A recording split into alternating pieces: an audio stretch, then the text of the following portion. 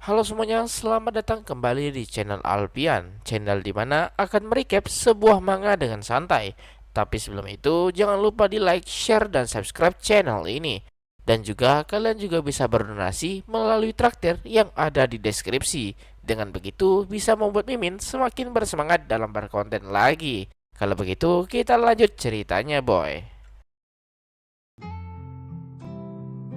Saat ini, Amami begitu bersemangat karena pesta sebentar lagi akan diadakan. Amami senang karena sudah belajar yang giat selama ujian dan menghindari ujian remedial. Tapi menurut Asanagi, Amami gagal satu mata pelajaran tapi berhasil diatasi dengan remedi pertama. Seki menjadi sangat gugup mengingat pesta ini juga didatangi oleh murid sekolah lainnya, di mana Nita teringat kalau mereka berasal dari SMA Tachibana, di mana Asanagi tampak kaget mendengarnya. Ketua OSIS pun datang dan menyuruh mereka semua untuk beristirahat karena persiapan pesta sudah selesai. Amami menarik Asanagi dan Nita untuk pulang ke rumah dan berganti baju. Asanagi berkata kalau mereka bisa tetap menggunakan seragam sekolah. Amami membenarkannya, tapi bukankah Asanagi sebelumnya sangat bersemangat dan bersiap duluan? Apalagi Maki juga datang di pesta nanti. Asanagi yang malu dengan cepat menahan Amami dan berkata ke Maki untuk jangan berpikir yang macam-macam dan jangan berharap yang tidak-tidak.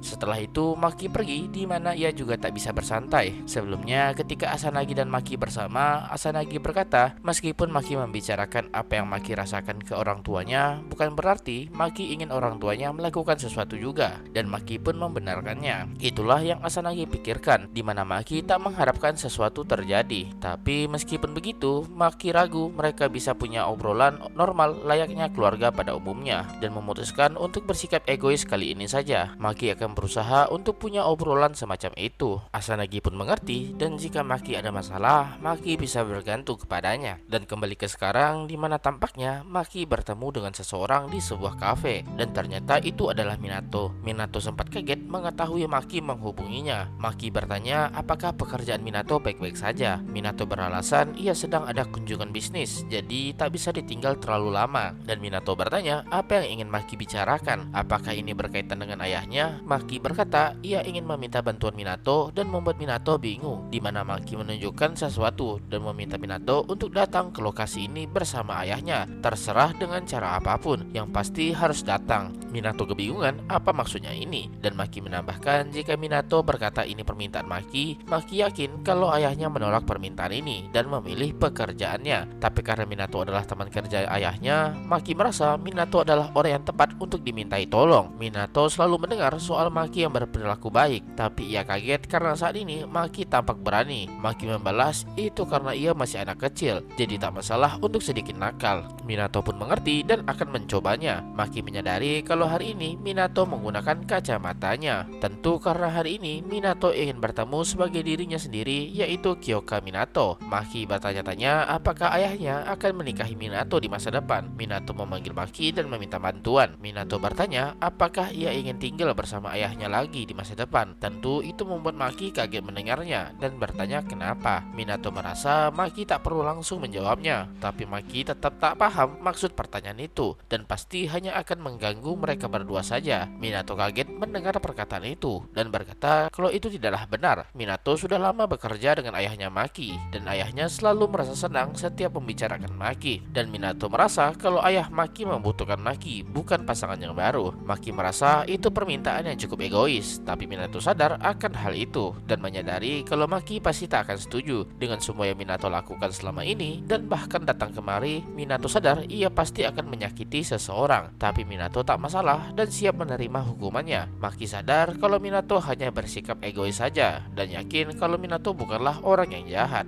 Itulah kenapa ini bisa menjadi begitu rumit. Maki berkata kalau ia perlu membicarakan hal itu dengan ayahnya dulu dan tak ada hubungannya dengan Minato. Yang lebih penting lagi, Maki berharap Minato menepati janjinya malam ini dan pergi. Yang perlu Maki lakukan sekarang hanyalah percaya dengan Minato akan menepati janjinya. Ketika Maki berjalan, ia terpleset karena jalanan yang licin, di mana ia ditangkap sama ketua OSIS. Maki kaget dibuatnya karena ada ketua OSIS di sana dan meminta maaf. Ketua OSIS kaget dengan Maki yang masih menggunakan seragam seragam. Itu karena ada yang Maki lakukan sebelumnya dan tak sempat berganti baju. Juga seragam sekolah Maki adalah pakaian termahal miliknya. Jadi ia memilih untuk datang ke pesta menggunakan seragam sekolah saja. Maki juga menyadari kalau ketua OSIS masih menggunakan seragam sekolah juga. Itu karena ketua OSIS akan menjadi pembawa acaranya.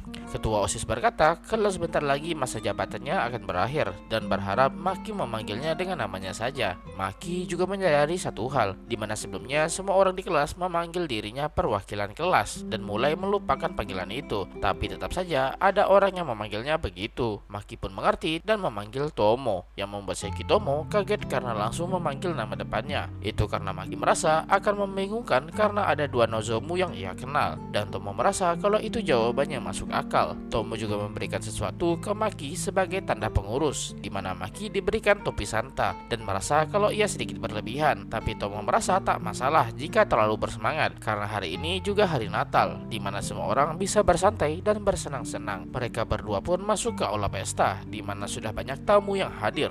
Tomo pun pergi untuk bersiap-siap dan berharap Maki bisa bersenang-senang. Tak lama setelah itu Seki datang menghampiri Maki, di mana Seki ditugaskan untuk membawa papan tanda dan merasa kesal dengan kakaknya yang memberi banyak pekerjaan untuk dirinya. Tapi pada akhirnya Seki merasa kesal karena harus merayakan Natal bersama kakaknya. Namun Maki merasa itu hal yang normal menghabiskan Natal bersama keluarga dan bertanya apakah Seki melihat Asanagi dan yang lainnya. Tapi Seki belum melihat mereka sedari tadi dan seharusnya mereka akan datang sebentar lagi, di mana tiba-tiba suasana menjadi gaduh dan orang-orang memperhatikan ke suatu tempat. Maki langsung sadar kalau itu adalah mereka, di mana Asanagi dan Nita datang menggunakan gaun pesta. Maki benar-benar takjub seperti yang diharapkan dari Amami, dan tiba-tiba Asanagi muncul dengan gaun pestanya yang membuat Maki terpana dibuatnya. Tanpa sadar Maki memuji pakaian Asanagi yang terlihat cocok dengannya. Tentu itu membuat Asanagi salah tingkah dan malu dibuatnya, tapi ia tetap berterima kasih atas pujiannya. Maki yang malu berkata kalau ia serius dengan apa yang ia sampaikan sebelumnya dan mengoceh tanpa henti karena malunya. Nita yang melihat mereka berdua berharap mereka segera menikah saja. Tiba-tiba seseorang mendatangi Asanagi, di mana ketika Asanagi melihat siapa di sana, itu membuat Asanagi kaget dibuatnya. Nita bertanya apakah mereka saling kenal satu sama lain, di mana Maki menyadari sesuatu dan cerita pun berlanjut.